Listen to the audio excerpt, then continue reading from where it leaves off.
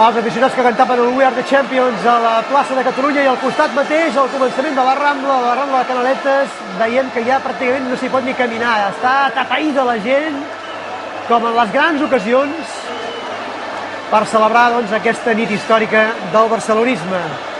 Era perquè eren molts els aficionats del Futbol Club Barcelona que deien que amb la Copa i amb la Lliga gairebé ja es podia tancar la temporada, però de ben segur guanyar la Champions és guanyar alguna cosa molt especial.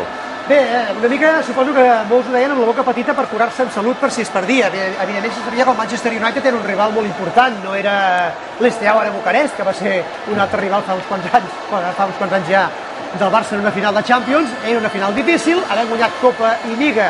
Semblava que dient això podies posar l'esparadrap abans de la ferida per si les coses anaven mal dades. Però en el fons hi havia optimisme, hi havia confiança, hi havia moral, perquè el Barça de Guardiola havia donat esperances per això.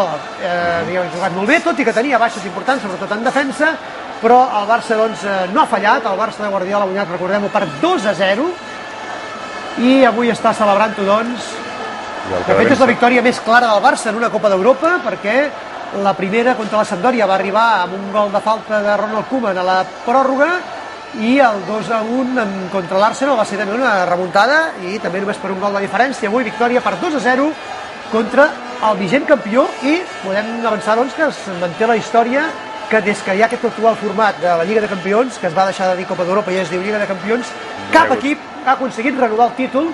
Veurem, el Barça té ara, el Barça de Guardiola, aquest Barça dels reptes, té un nou repte per l'any que ve, que és el de ser el primer equip que guanya 2 Champions seguides. Però bé, falten 365 dies per això, i avui és moment de celebrar aquest títol, i aquests 3 títols, de fet, aquest triplet històric, aquesta triple corona aconseguida pel Barça de Josep Guardiola.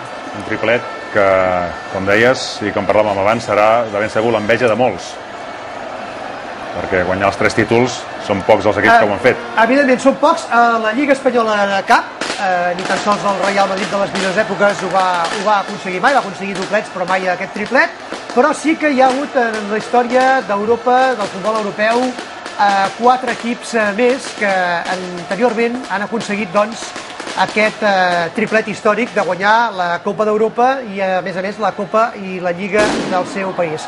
Aquesta gesta, com dèiem anteriorment, només l'havien aconseguit 4 equips.